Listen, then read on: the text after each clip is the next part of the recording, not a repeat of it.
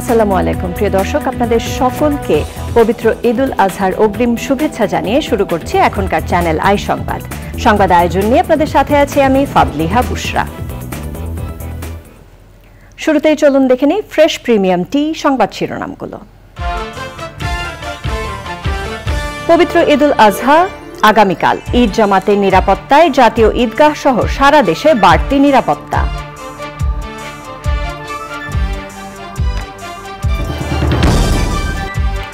দেশবাসীকে প্রধানমন্ত্রীর ঈদের শুভেচ্ছা। ত্যাগের মহিমায় উদ্বুদ্ধ হয়ে দেশ ও জনগণের কল্যাণে আত্মনিয়োগ করার আহ্বান। প্রিয় দেশবাসী, আসসালামু আলাইকুম। বছর ঘুরে আবার আমাদের মাঝে ফিরে এসেছে পবিত্র ঈদুল আজহা। আপনাদের ঈদুল আজহার শুভেচ্ছা জানাচ্ছি। ঈদ মোবারক। স্বজনদের সাথে ঈদ উদযাপনে বাস, ট্রেন, লঞ্চে শেষ মুহূর্তে রাজধানী ছাড়ছে মানুষ। স্বস্তির যাত্রায় যাত্রীদের সন্তোষ। এবং টি-20 বিশ্বকাপে গ্রুপ পর্বের শেষ ম্যাচে নেপালের সঙ্গে লড়বে বাংলাদেশ। জয় দিয়ে সুপার 8 নিশ্চিতের লক্ষ্য টাইগারদের।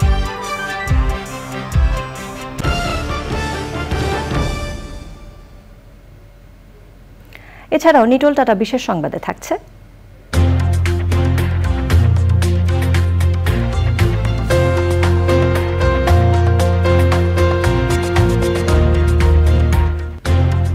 অস্ট্রেলিয়ায় আদিবাসীদের জীবনযাপন ও ঐতিহ্য নিয়ে চিত্রকর্ম প্রদর্শনীর খবর।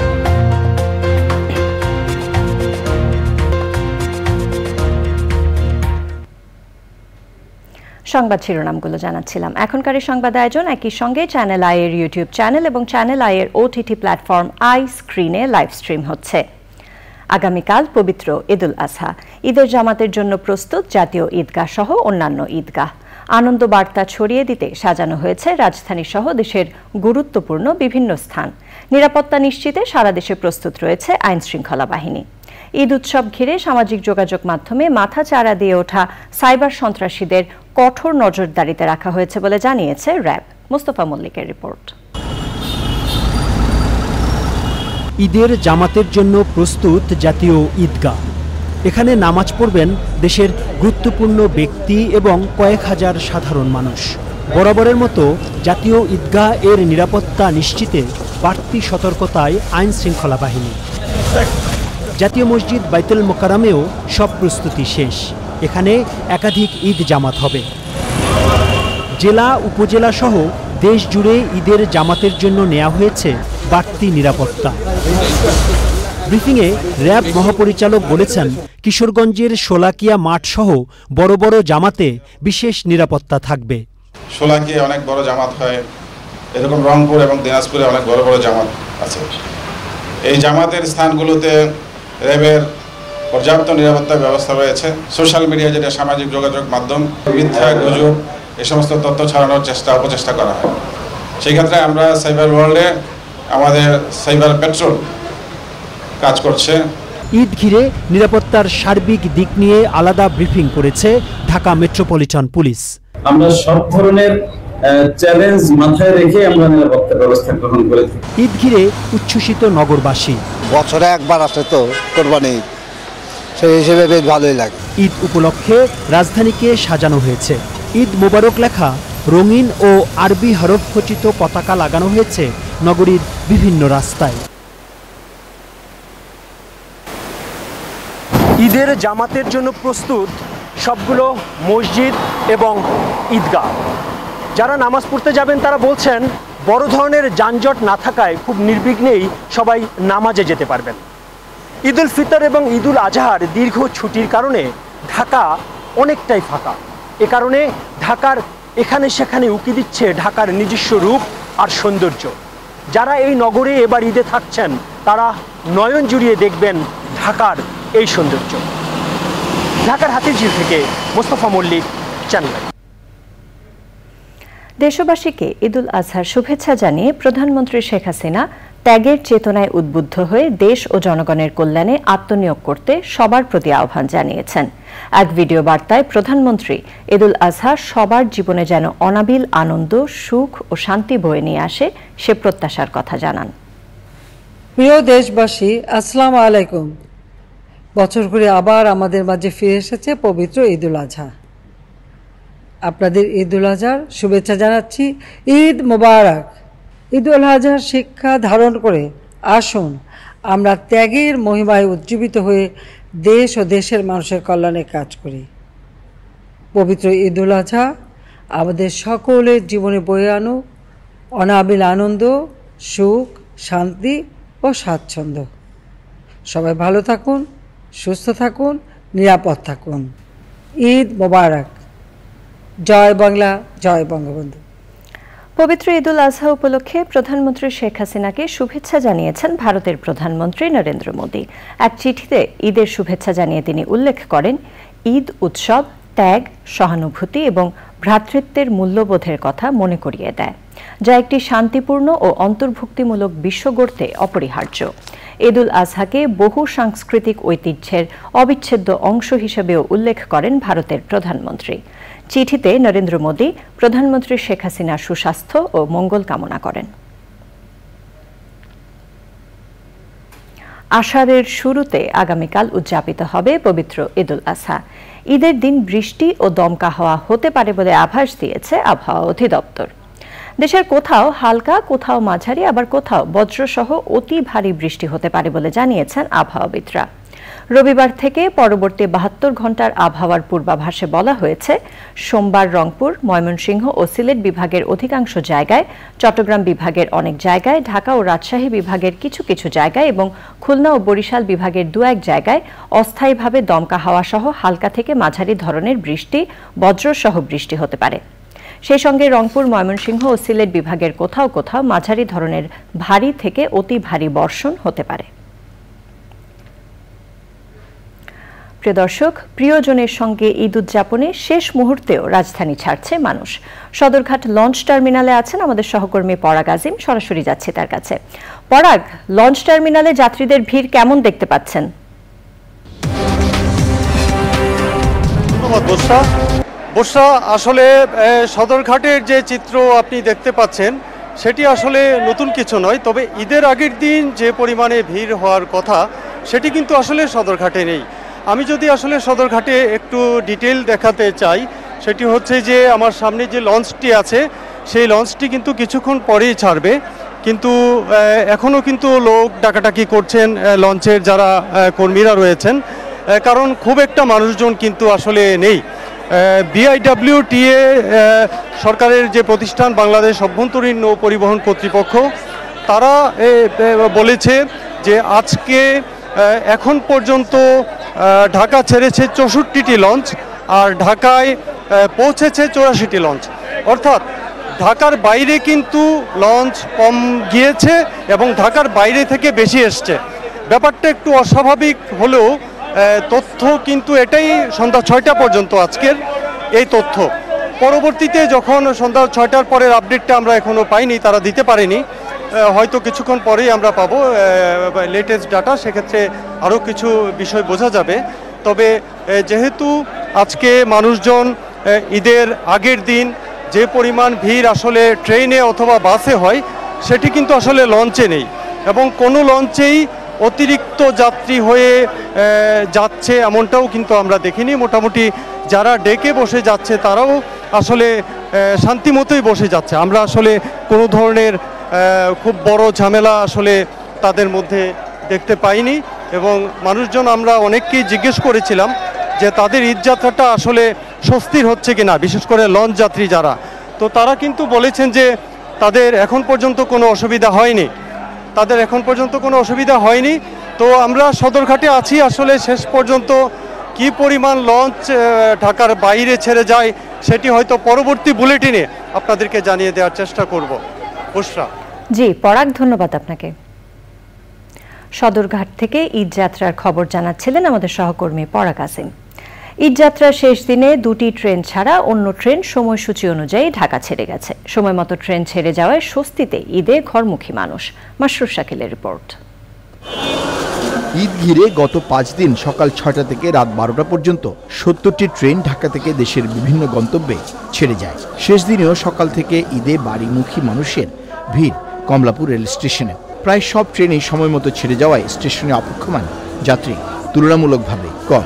আমি সিরাজগঞ্জ যাবো, এখন চাঁপাইনবাবগঞ্জ যাবো আমরা, বনলতা। ওখানে কে আছে? ওখানে এই নানু নানি দাদু দাদি সবাই। আমাদের হলো 1:30 ট্রেন বনলতায়। আগে আসি রাস্তায় জ্যাম পড়বে মনে হয়, এইভাবে চলে এসছে। বাড়ি যেতে হয়, সবাই কোরবানি ঈদ একসাথে করবো, ভাই বোন সবার সাথে তো দেখা হয় না, তো ঈদ পারপাসে সবার সাথে দেখা হয়, ফ্রেন্ডরা থাকে ওইখানে, এই যাওয়া একটু আনন্দ ফুর্তি করা। ভালো লাগছে। আজকে মোটামুটি ভিড় সেরকম একটা নেই। আমি ভেবেছিলাম হয়তো যেতে পারবো কিনা, বাট মনে হচ্ছে নর্মালি আছে ব্যাপারটা। তবে উত্তরবঙ্গগামী রাজশাহী কমিউটার ও লালমনি এক্সপ্রেস 1 থেকে 1.5 ঘন্টা দেরিতে স্টেশন ছেড়েছে। রেল কর্তৃপক্ষ বলছে ঈদ যাত্রায় এটি স্বাভাবিক। সকাল থেকে চাপটা একটু কম লক্ষ্য করা গিয়েছে অন্য দিনের তুলনায়। আপনি জানেন যেহেতু শেষ দিন, আগামীকালকে ঈদ উল আজহা পালিত হবে, সেহেতু হয়তো বা অনেকে আগেই তাদের নিজ গন্তব্যে পৌঁছেছেন। গত ঈদ উল ফিতরের মতো এবারও উচ্ছ্বাস প্রকাশ করেছেন যে তারা অনলাইনে টিকিট কেটেছেন কোনো রকম যুক্তি ঝামেলা ছাড়া, এবং আপনারা জানেন শিডিউল বিপর্যয় এবং বিলম্ব ছাড়া তারা যাদের গন্তব্যে পৌঁছতে পেরেছেন। শেষ দিনের ঈদ যাত্রায় উত্তরবঙ্গগামী ট্রেনের ছাদে কিছু যাত্রী ভ্রমণ করে। বাড়িমুখী মানুষের আনন্দকে গুরুত্ব দিয়ে রেল কর্তৃপক্ষ এক্ষেত্রে শিথিল ছিল। Masrur Shakil, channel I, Dhaka. ঈদের আগের দিন শেষ সময়ে এসে পুরো জমে ওঠে কোরবানির পশুর হাট। দরদাম নিয়ে ক্রেতাদের আছে মিশ্র প্রতিক্রিয়া। স্থায়ী হাটে পর্যাপ্ত পশু থাকলেও অস্থায়ী হাটগুলোতে গরুর সংখ্যা অনেকটাই কমে গেছে। শাকের আদনানের রিপোর্ট। কোরবানি ঈদের আগের দিনও রাজধানীর স্থায়ী হাট গাবতলীতে পশু নিয়ে আসেন ব্যাপারীরা। দরদাম করে পছন্দের পশু কিনে বাড়ি ফেরেন ক্রেতারা। 1,60,000 চাইছে 2,20,000, নিল 3,20,000। চাইছিল কত? এটা চাইছিল 6 লাখ টাকা, চেয়েছিল হচ্ছে গিয়ে 7.5 লক্ষ টাকা, আমরা নিয়েছি 4,30,000 টাকা। এই হাটে 25 লাখ টাকার বীর বাহাদুর গরু ক্রেতাদের নজর কেড়েছে। ক্রেতা আকর্ষণ করেছে দুষ্টু নামে 1.5 লাখ টাকার এই খাসি। রাজবাড়ি থেকে নিয়ে আসছে, 1.5 লাখ বলছে, একটু কম বলতেছে আর কি। জামালপুর থেকে 25 লক্ষ, 7-8 এরকম। কচু ক্ষেতের হাটে পর্যাপ্ত পশু চোখে পড়ে। পাইকাররাও তারা চিন্তা করতেছে যে শেষ দিন গরু কমে যাবে, ক্রেতা বেশি হবে, আমরা বেশি দামে বেচবো, এই মানে চিন্তা ভাবনা নিয়েই ক্রেতা এবং বিক্রেতাদের গরুর হাটের বেচা কিনা চলছে। তবে তেজগাঁওয়ের হাটে গরু অনেকটাই কম। দাম চাওয়া ছিল 18 লক্ষ টাকা, কিন্তু 8 লক্ষ টাকা বলেছিল। আমাদের দেশীয় খামারের উৎপাদিত গরু দিয়ে এবারে আমাদের কোরবান মোটামুটি শেষ হবে। আমাদের হাটটা খুবই শুকনা, খুবই পয় পরিষ্কার, যে ক্রেতা ভাইরা স্বচ্ছন্দ মতো গরু কিনে নিয়ে গেছে। ইনশাআল্লাহ এই বছর আমাদের বাম্পার, মোটামুটি এই হাটে আর গরু নাই। পছন্দের পশুকে সাজানোর পাশাপাশি সুন্দর পরিবেশে রেখেছেন অনেকেই। কুরবানি দেওয়ার জন্য যে পশুগুলো ক্রয় করে নিয়ে এসেছে, সেই পশুগুলো সংরক্ষণের জন্যই মূলত এই ব্যবস্থা। পশু কোরবানির পর বর্জ্য ব্যবস্থাপনায় নেওয়া নানা উদ্যোগের কথা জানিয়েছে সিটি কর্পোরেশন। মাননীয় মেয়র ঘোষণা 6 ঘন্টা দিয়েছে, পশু জবাই হবে নামাজের পরে। বর্জ্য আমাদের রেডি করতে করতে আরও 1.5-2 ঘন্টা লাগবে। তার মানে 1টা থেকে 2টার মধ্যে আমরা বর্জ্য অপসারণ শুরু করব। হাটগুলোর নিরাপত্তায় ওয়াচ টাওয়ারের মাধ্যমে সার্বক্ষণিক নজরদারি করছে আইন শৃঙ্খলা রক্ষাকারী বাহিনী। শাকের আদনান, চ্যানেল আই, ঢাকা। প্রিয় দর্শক, এবার Neo Care T20 world cup cricket update.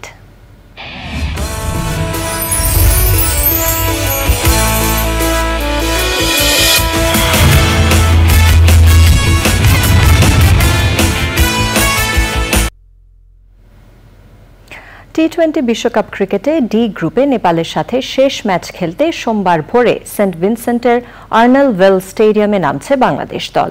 3 ম্যাচের 2টিতে জেতা বাংলাদেশের সুপার 8 রাউন্ডের টিকিট পাওয়া শুধু আনুষ্ঠানিকতার অপেক্ষা। বাংলাদেশ অন্তত 1 পয়েন্ট পেলে সাউথ আফ্রিকার পর ডি গ্রুপের দ্বিতীয় দল হিসেবে শেষ 8-এ খেলবে। সেন্ট ভিনসেন্ট থেকে আরও জানাচ্ছেন সাইদুর রহমান শামীম। দুর্দান্ত লড়াইয়ের পরও সাউথ আফ্রিকার কাছে 1 রানে হেরে নেপালের টুর্নামেন্ট থেকে বাদ পড়ার পর অনেকটাই নিশ্চিত হয় ডি গ্রুপ থেকে সুপার 8-এর লাইন আপ। নেপালের সাথে 1 পয়েন্টই দেবে টাইগারদের সেরা 8-এর টিকিট। তারপরও নেপালিদের প্রতিপক্ষ হিসাবে হালকাভাবে নিতে অনিচ্ছুক টিম টাইগার্স আর্নেসভিলে শেষ প্রস্তুতি সেরেছে জোর কদমে। তবে এদিন বিশ্রামে ছিলেন সাকিব, তাসকিন, রিয়াদ ও লিটন দাসের মতো নির্ভরযোগ্য তারকা। নেপাল সাউথ আফ্রিকার ম্যাচ দেখিয়ে দিয়েছে আর্নেসভিলের উইকেট স্পিনারদের আধিপত্যের সুযোগ দেবে। টাইগার টিম ম্যানেজমেন্ট সেই চিন্তা মাথায় রেখে একাদশের সাকিব, রিশাদের বাইরে আরও একজন স্পিনার বাড়ানোর চিন্তা করছে। আসলে প্রত্যেক ম্যাচই আমরা খেলি জেতার জন্য, সো ওটাই আমাদের টার্গেট থাকবে। আমরা এই ম্যাচটা আমরা জেতার জন্য খেলবো এবং যারা আগের ম্যাচে রান করে নাই হয়তো আমি আশা করি তারা রান করে কনফিডেন্স নিয়ে আসবে নিজেদের মধ্যে। নেপালের উজ্জীবিত পারফরমেন্সের প্রশংসা করতে কুণ্ঠা নেই টাইগার শিবিরে। নেপালকে মাঠে যথেষ্ট গুরুত্ব দেওয়ার পাশাপাশি নিজেদের দুর্বলতাও কাটিয়ে তোলার তাগিদ আছে। অধিনায়কের ভূমিকায় নাজমুল হোসেন শান্ত প্রশংসিত হচ্ছেন। শান্ত ভাই খুবই পরিশ্রম করছে প্র্যাকটিসের মধ্যে নিজেকে আবার ওনার ফর্মে ফিরিয়ে আনার জন্য। উনি খুবই হার্ডওয়ার্কিং একজন মানুষ। আমি মনে করি আমাদের ন্যাশনাল টিমের কয়েকজন হার্ডওয়ার্কিংয়ের মধ্যে উনি একজন। উনি খুবই ডেডিকেটেড এবং প্যাশনেট একজন মানুষ। সাউথ আফ্রিকার সাথে অমন চোখ জোড়ানো পারফরমেন্সের পরও টুর্নামেন্ট থেকে বাদ পড়ার বেদনা নেপালি শিবিরকে বিমর্ষ করতে পারেনি, বরং বাংলাদেশের সাথে একটি জোরদার লড়াইয়ের প্রতিশ্রুতি হিমালয়ের কোলে বসবাসকারীদের। I have a strong belief in this class of 2023. The players who come together, I know the numbers don't match the professional numbers of batters of test teams or well-established teams. আন্তর্জাতিক টি-20 ক্রিকেটে বাংলাদেশ নেপালের এটা দ্বিতীয় মোকাবেলা। 2014-তে প্রথম মোকাবেলায় জয়ের হাসি হেসেছিল লাল সবুজ। প্রিয় দল সেরা পারফর্ম করে শেষ ম্যাচে বড় জয় দিয়ে সুপার 8 রাউন্ডে উঠবে, আত্মবিশ্বাস অর্জন করবে শিরোপার পরের লড়াইয়ের জন্য। Saidur Rahman Shamim, Channel I, Arnos Vale stadium, Saint Vincent. টি-20 বিশ্বকাপের বি গ্রুপের গুরুত্বপূর্ণ ম্যাচে স্কটল্যান্ডকে 5 উইকেটে হারিয়ে অপরাজিত গ্রুপ চ্যাম্পিয়ন হয়ে সুপার 8-এ উঠেছে অস্ট্রেলিয়া। স্কটিশদের সমান 5 পয়েন্ট থাকলেও নিট রান রেটে এগিয়ে দ্বিতীয় পর্বের টিকিট পেল ডিফেন্ডিং চ্যাম্পিয়ন ইংল্যান্ড। এর আগে সেন্ট লুসিয়ায় টস হেরে ব্যাট করতে নেমে 5 উইকেটে 180। টি-20 বিশ্বকাপ নিয়ে আরও তথ্য জানাতে নিউজ রুমের নিউ কেয়ার প্যাভিলিয়ন থেকে যোগ দিচ্ছেন আমাদের সহকর্মী রাহুল রায়। রাহুল, বিশ্বকাপ নিয়ে আর নতুন কি তথ্য আছে আপনার কাছে? বসে আপনাকে ধন্যবাদ। আসলে এই মুহূর্তে টি-20 ক্রিকেটে আমাদের যে মূল কৌতূহল, মূল আগ্রহ, সেটি কিন্তু বাংলাদেশ এবং নেপালের যে খেলা আগামীকাল ভোর 5:30টায় শুরু হবে, সেই খেলাটি নিয়েই কিন্তু আমাদের আসলে আগ্রহ। সবাই চাই যে বাংলাদেশ জিতুক। তবে তার আগে বলে নেই যে এই সুপার 8-এ কিন্তু ইতিমধ্যে বাকি 7টি দল হয়ে গেছে এবং যদি বাংলাদেশ কোয়ালিফাই করে সুপার 8-এ, সেক্ষেত্রে কিন্তু গ্রুপ 1-এ থাকবে বাংলাদেশ এবং বাংলাদেশের প্রতিপক্ষ ভারত, অস্ট্রেলিয়া এবং আফগানিস্তান। এবার আগামীকালের খেলা নিয়ে একটু ছোট করে বলি যে নেপাল এবং বাংলাদেশের ক্রিকেট ঐতিহ্য, ক্রিকেট ক্রেজ সব কিছু মিলিয়ে কিন্তু নেপালের সাথে বাংলাদেশ অনেক এগিয়ে। আমরা যদি র্যাঙ্কিংয়ে দেখি, নেপাল যেখানে 18 নম্বরে, সেখানে বাংলাদেশ 9 নম্বরে টি-20 ক্রিকেটের যে র্যাঙ্কিং। নেপালের সঙ্গে একবারই মুখোমুখি হয়েছিল বাংলাদেশ এবং সহজ জয় পেয়েছে। এবং এই ওয়ার্ল্ড কাপে যদি পারফরমেন্স দেখি, বাংলাদেশ দুর্দান্ত খেলছে। শুধুমাত্র সাউথ আফ্রিকার বিপক্ষে একটু আক্ষেপ রয়েছে, সেটা আক্ষেপের ম্যাচ। বাকি যে 2টি ম্যাচ খেলছে, শ্রীলঙ্কা এবং নেদারল্যান্ডসের সঙ্গে দুর্দান্ত জয় পেয়েছে। তো নেপালের সঙ্গে আসলে র্যাঙ্কিং আমি যেটি বলছিলাম, সব দিক দিয়েই কিন্তু বর্তমান পারফরমেন্স বাংলাদেশ এগিয়ে রয়েছে। আমি যদি একটু যেই মাঠে খেলা হবে, যে সেন্ট ভিনসেন্টের যেই মাঠে খেলা হবে, সেটি কিন্তু সাউথ আফ্রিকা এবং নেপালের ম্যাচটিও সেখানে হয়েছিল এবং আমরা দেখেছি যে স্লো পিচ এবং টার্নিং পিচ, এই ধরনের পিচে কিন্তু বাংলাদেশ বরাবরই ভালো খেলে। এবং যদি মূল একাদশের কথা বলি, হয়তোবা বাংলাদেশের টিম ম্যানেজমেন্ট, আমি নিউজে পড়ছিলাম যে তারা একজন বেশি বাড়তি স্পিনার খেলাতে পারে, সেক্ষেত্রে হয়তোবা মাহাদি হাসান খেলতে পারেন, হয়তোবা জাকির আলীর পরিবর্তে, কিংবা অপরিবর্তিত একাদশও থাকতে পারে, কেননা সাকিব, রিশাদ এবং মাহমুদুল্লাহ রিয়াদও কিন্তু স্পিন করছে। তবে যে একাদশী খেলুক, এটি বলা যেতেই পারে যে আগামীকাল কিন্তু বাংলাদেশের জন্য ভীষণ গুরুত্বপূর্ণ ম্যাচ এবং আমার মনে হয় এবং প্রত্যেকেরই প্রত্যাশা যে আগামীকাল জিতে ঈদের আনন্দ দ্বিগুণ করে দিবে টাইগাররা। বুশরা। রাহুল, ধন্যবাদ আপনাকে। টি-20 বিশ্বকাপে গ্রুপ এতে আয়ারল্যান্ডের বিপক্ষে নিজেদের শেষ ম্যাচে মাঠে নামছে পাকিস্তান। বাংলাদেশ সময় রাত 8:30টায় ফ্লোরিডায় ম্যাচটি শুরু হবে। গতবারের রানার্স আপ পাকিস্তানকে নিয়ে সবার আশা তুঙ্গে ছিল, তবে সে আশায় পানি ঢেলে দিয়েছে যুক্তরাষ্ট্র। এবার বিশ্বকাপের গ্রুপ পর্ব থেকেই বিদায় নিয়েছে পাকিস্তান। প্রিয় দর্শক, সংবাদের এই পর্যায়ে সময় হয়ে গেল একটি বিরতি নেয়ার। বিরতির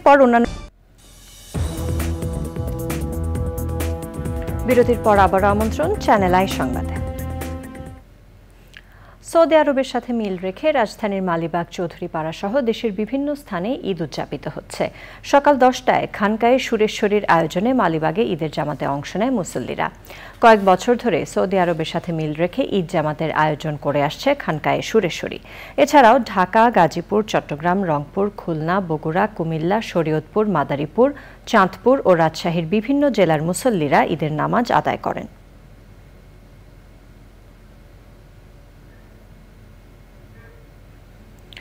গাজা সিটির 3টি আবাসিক ভবনে হামলা চালিয়েছে ইসরায়েল। এতে অন্তত 28 ফিলিস্তিনি নিহত হয়েছেন, আহত হয়েছেন বেশ কয়েকজন। অবরুদ্ধ গাজার দক্ষিণাঞ্চলে 10 লাখের বেশি বাস্তুচ্যুত ফিলিস্তিনি আটকা পড়েছেন। তাদের কাছে বিশুদ্ধ পানি ও স্যানিটেশনের ব্যবস্থা নেই। এদিকে হামাসের হামলায় দক্ষিণ গাজার রাফা শহরে একদিনে 8 ইসরায়েলি সেনা নিহত হয়েছে। ইসরায়েলি সামরিক বাহিনী এক বিবৃতিতে সৈন্যদের মৃত্যুর বিষয়টি নিশ্চিত করেছে। এছাড়াও ইসরায়েলি সেনাবাহিনীর বিমান হামলায় বন্দী 2 ইসরায়েলি নিহত হয়েছে বলে জানিয়েছে কাশেম ব্রিগেড। ইটালিতে G7-এর শীর্ষ সম্মেলনে জাতিসংঘের ত্রাণ সংস্থাকে অবশ্যই গাজায় বিনা বাধায় কাজ করার অনুমতি দিতে হবে বলে জানিয়েছেন G7-এর নেতারা। আইস্ক্রিন সাংস্কৃতিক সংবাদ।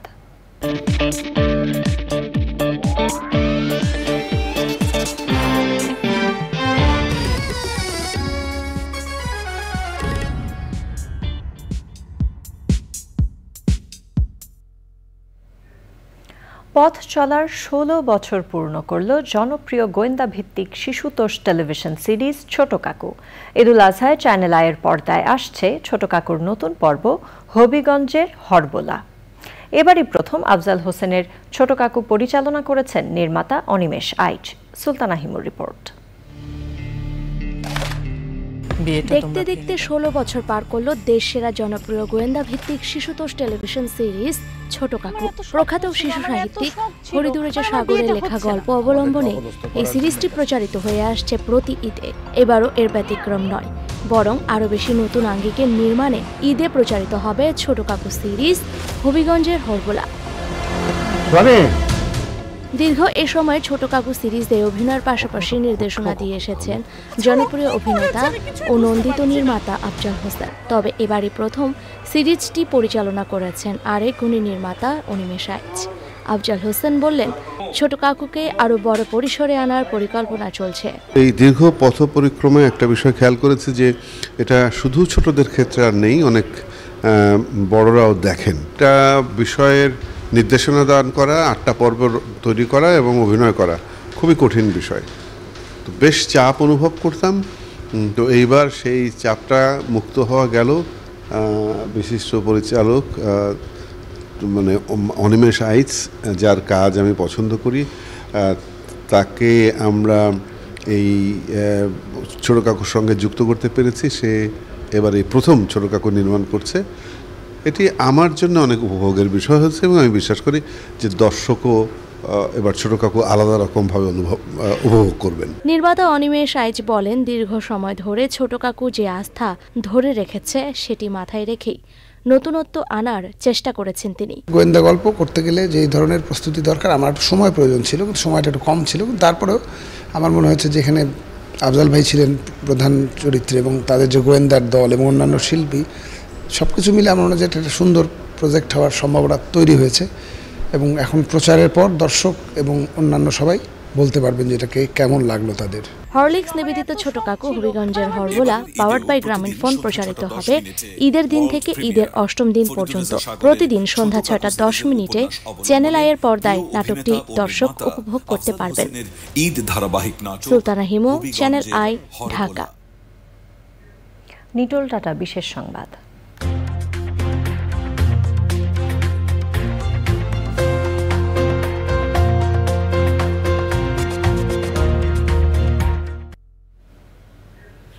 অস্ট্রেলিয়ার উত্তরাঞ্চলের আদিবাসী দুই বোনের চিত্রকর্ম প্রদর্শনী হয়েছে। দেশটির আর্নহেম ল্যান্ডে এই চিত্রকর্ম প্রদর্শনী হয়। চিত্রশিল্পে তারা তাদের জীবনযাপন, প্রকৃতি ও ঐতিহ্য তুলে ধরেছেন। এছাড়াও আদিবাসীরা সেখানে কিভাবে বসবাস ও ব্যবসা বাণিজ্য সহ বিভিন্ন কার্যক্রম চালিয়ে আসছে সেই চিত্র তুলে ধরেছে দুই বোন। রোন্ডা ও মার্গারেট ডানকান নামে দুই বোন মায়ের মৃত্যুর পর চিত্রকর্মে মনোযোগী হন। তারা জানান আদিবাসী সম্প্রদায় কিভাবে এলো, তাদের জীবনযাপন কেমন তা অনেকেরই অজানা। তাই এই শিল্পের মাধ্যমে তাদের উত্থান ও কার্যক্রম অস্ট্রেলিয়া সহ দেশের বাইরে পরিচিত করতে এই চিত্রকর্ম প্রদর্শনী। এবার রয়েছে কৃষি সংবাদ।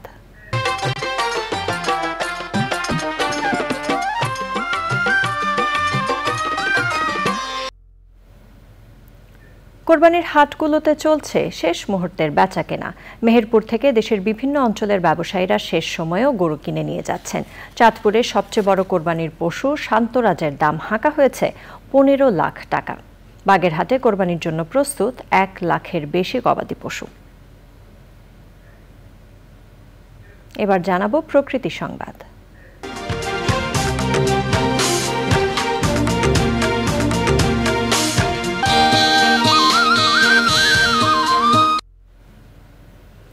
আইন অমান্য করে রাতের আঁধারে পুকুর ভরাট করছেন সরকারি এক কর্মকর্তা। কিশোরগঞ্জের শোলাকিয়া হর্টিকালচার সেন্টারের পুকুরটির প্রায় 10% জায়গায় বালু ফেলে ভরাট করা হয়েছে। তবে বিষয়টি অস্বীকার করে ওই কর্মকর্তা বলছেন, ভরাট নয়, পার মেরামত করা হচ্ছে। আবারও সময় হয়ে গেল একটি বিরতি নেবার। বিরতির পর খেলার খবর। বিরতির পর সাথে থাকার জন্য ধন্যবাদ সবাইকে।